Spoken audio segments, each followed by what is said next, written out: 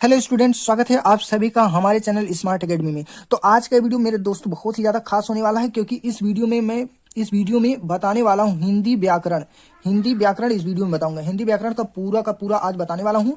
तो अगर जितने भी बच्चे क्लास 10th में हैं उनके लिए यह वीडियो बहुत ज़्यादा इंपॉर्टेंट होने वाला है, क्योंकि 22 फरवरी को होने वाले हिंदी के पेपर में ये सारे के सारे क्वेश्चन आपको मिलने वाले हैं और पूरा का पूरा नंबर देके जाएंगे। ठीक है, तो यहाँ पे पहला हम आपका यहाँ पे हिंदी का पूरा व्याकरण बताएंगे। सबसे पहले हम क्या बताएंगे, उपसर्ग। ठीक है, सबसे पहले आपको हम बताएंगे उपसर्ग, प्रत्यय, छंद, अलंकार, समास, सारा चीज रस सब कुछ बताएंगे। ठीक है, तो वीडियो को पूरा अंत तक देखिए। अगर आप बोर्ड एग्जाम 22 फरवरी को देने वाले हो, यानी कि 22 फरवरी को आप अगर बोर्ड एग्जाम देने वाले हो, तो ये वीडियो आपके लिए बहुत ही ज्यादा खास होने वाली है। ठीक है, तो चलिए वीडियो को करते हैं स्टार्ट बिना देरी किए, और आप लोग इसको पूरा अंत तक देखिए।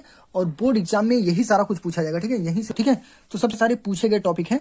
तो यहाँ पे आ का उपसर्ग क्या हो जाएगा, अनाथ, अहिंसा, यानी कि जो आगे लगने वाला अक्षर है। ठीक है, और दूसरा है अन का हो जाएगा अनंत, अनर्थ, अनादि। आधि का हो जाएगा अधिकार, अधिकरण, अधिकृत। ठीक है, ये सारे अधिकरण।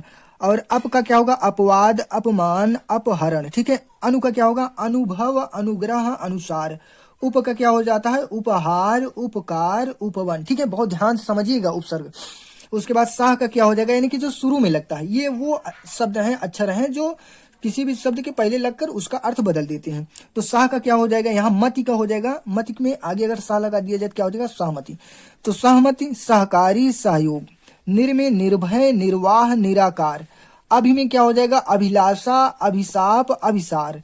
परि का क्या हो जाएगा, परिभाषा, परिणाम, परिचय। सु का क्या हो जाएगा उपसर्ग, सु का सुरक्षा, सुधार, सुलभ। प्रा का हो जाएगा प्राण, प्रकार, प्रधान। ठीक है, तो ये रहा उपसर्ग। अब प्रत्यय देख लेते हैं। ठीक है, यहाँ पे प्रत्यय देखिए, प्रत्यय में यानी कि जो बाद में लगता है। ठीक है, पीछे लगने वाला, यानी कि वाट। देखिए सजा में वाट अगर जोड़ दिया जाए क्या हो जाएगा, सजावट। थका में वाट जोड़ दिया जाए क्या हो जाएगा, थकावट, बनावट। ठीक है, आई में पढ़ाई, भलाई, लिखाई। तो में घनत्व, प्रभुत्व, बंधुत्व। अब यहाँ ता है, ता का हो जाएगा सुंदरता, लास्ट में ही लगेगा, यानी कि अंत में ही लगेगा ये वाला अक्षर। उसके बाद एकता, मधुरता। ठीक है, वा में चढ़ावा, बुलावा। ठीक है, और हट का हो जाएगा आहट, कड़वाहट, चिकनाहट। ठीक है, आप लोग अच्छे से देखिए, इसको पूरा पढ़ के जाइएगा बोर्ड पेपर देने के लिए। ठीक है, अगला यहाँ देखिए पर्यायवाची। अगला यहाँ बताने वाले हैं पर्यायवाची। पर्यायवाची में पहला हो जाएगा तालाब का पर्यायवाची क्या होता है, जलाशय, ताल, पोखर। हवा का पर्यायवाची हो जाएगा पवन, वायु, समीर, अनिल। तो ये सब बहुत ही ज्यादा इंपॉर्टेंट है, ये समझ लीजिए, बहुत ज्यादा इंपॉर्टेंट है ये सब। तो इनको आप लोग जरूर तैयार करके जाइएगा मेरे दोस्तों, ताकि आपका अच्छा नंबर बन सके। मेरी कोशिश यही है। तो सूर्य का क्या हो जाएगा, सूरज, रवि, भानु, दिनकर। ये बहुत ज्यादा एनालिसिस के बाद ये सारे व्याकरण हमने लाए हैं, तो आप इसको जरूर पढ़ के जाइएगा। अगला देखते हैं पुष्प का क्या होगा, फूल, कुसुम, सुमन। आकाश का हो जाएगा नभ, गगन, अंतरिक्ष। आंख का क्या हो जाएगा, नेत्र, लोचन, चक्षु, नयन। ठीक है, जल का होगा पानी, नीर, पाय, सारंग। मतलब दो ही आपको बताना है, लेकिन हमने चार चार कर दिया है, ताकि आप कोई एक भूल जाओ दूसरा लिख दो। ठीक है, उसके जगह पे, और इसका स्क्रीनशॉट भी आप ले सकते हो। सांप का हो जाएगा सर्प, भुजंग, विषधर, नाग। अश्वा का हो जाएगा तुरंग, घोड़ा, घोटक। ठीक है, घोड़ा, घोटक हो गया। उसके बाद पर्वत का हो जाएगा गिरी, भूधर, पहाड़, शैल। जंगल का वन, आरण्य, कनन, विपिन। ठीक है, और बादल का मेघ, अम्बुद, नीरद, जलज। ठीक है, अब अगला देखते हैं। अगला यहाँ पे है समास।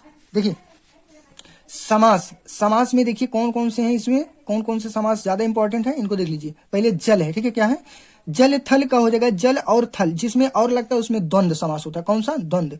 संबंध जिसमें प्रकट किया जाए उसमें द्वंद्व समास होता है, और जिसमें समूह प्रकट किया जाए वो क्या होता है, द्विगुण समास होता है। तो जल का हो जाएगा जल और थल। पंचपत्र का हो जाएगा 5 पत्रों का समूह। ठीक है, 5 पात्रों का समूह, यानी कि द्विगुण। अन्य जल, अन्य और जल, द्वंद्व समास है। नवरत्न, नवरत्नों का समूह, द्विगुण समास है। पिता पुत्र, यानी कि पिता और पुत्र में द्वंद्व समास रहेगा, क्योंकि और लगा है, संबंध है। तिरंगा, यानी कि 3 रंगों का समूह, तो यहाँ द्विगुण समास हो जाएगा। सप्त सिंधु, यानी कि 7 सिंधुओं का समूह, यानी कि इसे कहते हैं सप्त सिंधुओं का समूह, ये हो जाएगा द्विगुण।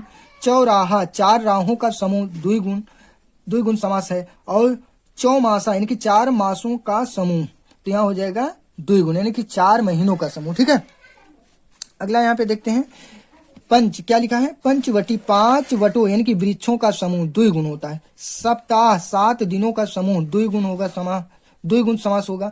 त्रिफला, 3 फलों का समूह, द्विगुण समास होगा, यहाँ पे द्विगुण समास। पाप पुण्य, पाप और पुण्य यहाँ पे हो जाएगा द्वंद्व समास। ठीक है, इसके बाद हम देखते हैं तत्सम। क्या जैसे तत्सम यहाँ पे है, तद्भव आपको लिखना है शुद्ध रूप, तो यहाँ हो जाएगा कुआं का होता है कूप, शुद्ध रूप क्या होता है कूप। ओठ का हो जाएगा ओष्ठ, सावन का हो जाएगा श्रवण, कपूर का हो जाएगा कर्पूर, आंख का हो जाएगा अच्छ, खीर का हो जाएगा यहाँ क्षीर, कान का हो जाएगा कर्ण, मीत का होगा मित्र, मीत मीस यहाँ हो जाएगा इसका शुद्ध रूप मित्र। यहाँ पे कंध का होगा अस्कंध, फूल का हो जाएगा पुष्प। ठीक है, ये तत्सम तद्भव था। ठीक है, यानी कि इस अशुद्ध रूप से शुद्ध रूप लिखना। अब अगला देखते हैं।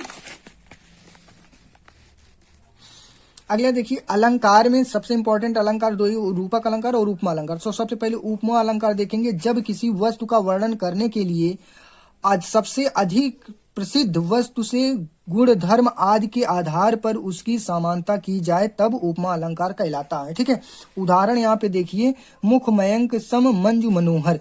इस काव्य पंक्ति में मुख उपमेय है और चंद्रमा उपमान है, मनोहर समान धर्म है तथा सम क्या है वाचक शब्द होने के कारण ये क्या है उपमा अलंकार है। रूपक अलंकार देखते हैं। रूपक अलंकार में जब उपमेय और उपमान में भेद होते हुए भी दोनों में समानता प्रकट की जाए और उपमेय को उपमान के रूप में दिखाया जाए तो रूपक अलंकार कहलाता है। जैसे यहाँ पे उदाहरण लिखा है, चरण कमल बंदो हरिया, यानी कि कमल को चरण के समान, यानी कि कमल के समान चरण को बताया जा रहा है। तो इस काव्य पंक्ति में उपमेय चरण तथा उपमान कमल का आरोप कर दिया गया है। दोनों में अभिन्नता है, दोनों एक ही है। ठीक है, दोनों एक है, इस अभेदता के कारण यह रूपक अलंकार है। ठीक है, क्या देखेंगे, रस।